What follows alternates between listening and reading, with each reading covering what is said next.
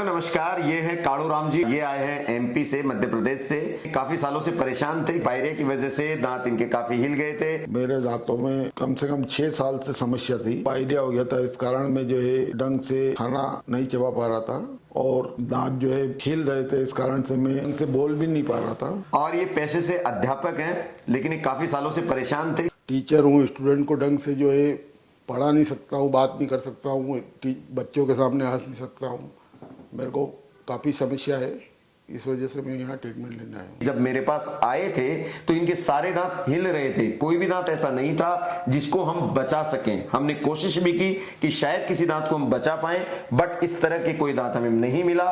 तो फाइनली हमें इनके ऊपर के दांत निकाल करके, जितने बचे हुए दांत थे उनको निकाला और निकाल करके इनके इम्प्लांट लगाए, ऑल ऑन 4 सिस्टम किया। दोस्तों, इनके सेम डे दांत निकाले हैं, सेम डे ही इम्प्लांट डाले हैं। यहाँ पे बहुत एडवांस टेक्नोलॉजी है और हम लोग जिस दिन इम्प्लांट डालते हैं उसके दूसरे दिन कोई मामूली सा सूजन आता है तो 2 या 3 दिन में आपका वो सूजन खत्म हो गया था। हाँ, 3 दिन है ना। और दर्द आपके बिल्कुल नहीं रहा। ऑपरेशन करने के बाद बहुत हल्का सा दर्द रहता है या बिल्कुल नहीं रहता, थोड़ा बहुत सूजन आता है। और 3 या 4 दिन बाद हम मेजरमेंट लेते हैं, नाप लेते हैं और 2 दिन में दांत तैयार कर देते हैं। और नाप लेने से पहले इनको एक कच्ची नाप में दांत आपको दिखाया जाता है कि आपको कैसे लग रहे हैं, सुंदर लग रहे हैं, ठीक नहीं लग रहे। तो उसके बाद जब पेशेंट उसको फाइनल कर देता है कि ठीक है, मुझे अच्छे लग रहे हैं, या फिर हम देखते हैं कि इसमें कुछ करेक्शन और हो सकता है क्या, उनको करेक्ट करते हैं। और उसके बाद फाइनल जब ये पेशेंट बता देता है कि मुझे ठीक लग रहा है और डॉक्टर ये मानता है कि हाँ अब इसमें कोई करेक्शन नहीं है,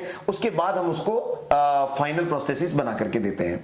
और आज इनके फाइनल लग गई और फाइनल प्रोस्थेसिस लगाने के बाद कुछ खिला करके भी देखते हैं हमारे ही सामने। आपने खाना खाया, आपने चने खाए, आपको कोई दिक्कत हुई उसमें? नहीं, कुछ भी दिक्कत। आराम से चबाया गया। इन्होंने बहुत लंबे समय बाद, 6 साल बाद अच्छे से खाना खाया, चबा के खाना खाया है। क्योंकि पायरिया की वजह से पहले दांत इनके हिल रहे थे, ये खाना नहीं खा पा रहे थे। हाँ, सच बताऊं, 6 साल बाद मैंने सही ढंग से दांत लगने के बाद खाने का आनंद लिया है और मैं बहुत खुश हूँ। पायरिया हुआ तो पहले क्या क्या आया आपके? जैसे ब्लीडिंग आई होगी? ब्लीडिंग आई, फिर दांत हिलने लग गए? दांत हिलने लगे। तब आपने किसी डेंटिस्ट को दिखाया वहां पे?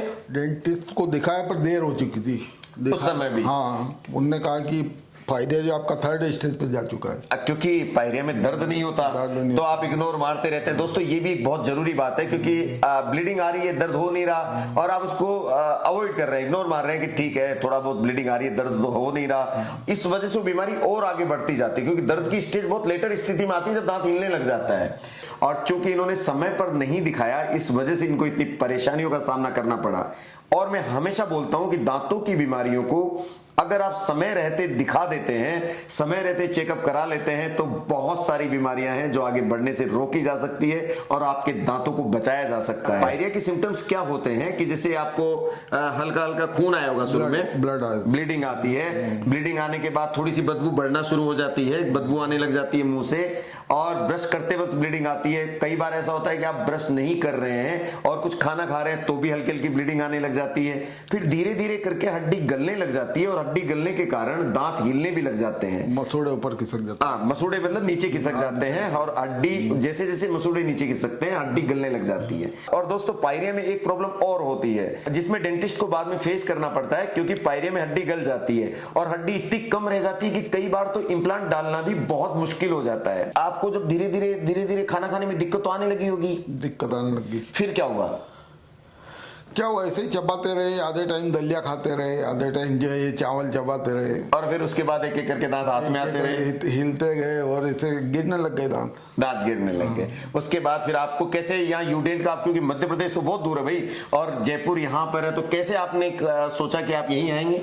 नहीं, यही करवाना है आपको? मैंने जो है यूट्यूब पे जो है वीडियो सर्च किए, बहुत सारे डॉक्टरों के वीडियो देखे। मेरे को बेटर यूडेंट डॉक्टर राजेश गुप्ता जी का वीडियो अच्छे लगे, तो मैंने सोचा कि वहीं चल के अपन सब करवाएंगे। चलिए, आपने वीडियो से इतना पहचान लिया कि कौन अच्छा कर रहा है कौन खराब कर रहा है, क्योंकि वीडियो तो आजकल बहुत फेक भी होते हैं और आपने माना। लेकिन जैसा आपने वीडियो में देखा, क्या आपने सब कुछ वैसा पाया यहाँ पे? वैसा ही हमने बिल्कुल सब यहाँ पाया।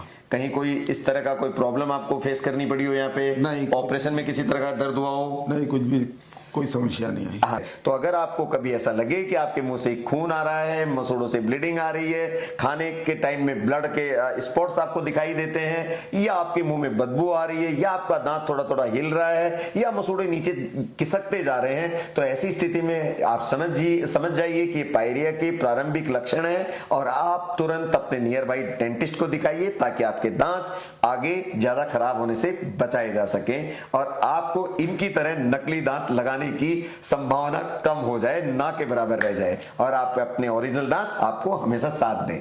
बस इसी के साथ मैं आपसे विदा चाहते हैं और अपने दांतों का ध्यान रखिए, खुश रहिए, फिर मिलेंगे किसी नए केस के साथ। धन्यवाद। मैंने इन दांतों से सब कुछ खाकर देख भी लिया है, मुझे खाने में बहुत बड़ा आनंद आ रहा है। सच बताऊं, 6 साल बाद पहली बार ढंग से खाना खाया है। यूडेंट है, स्माइल है।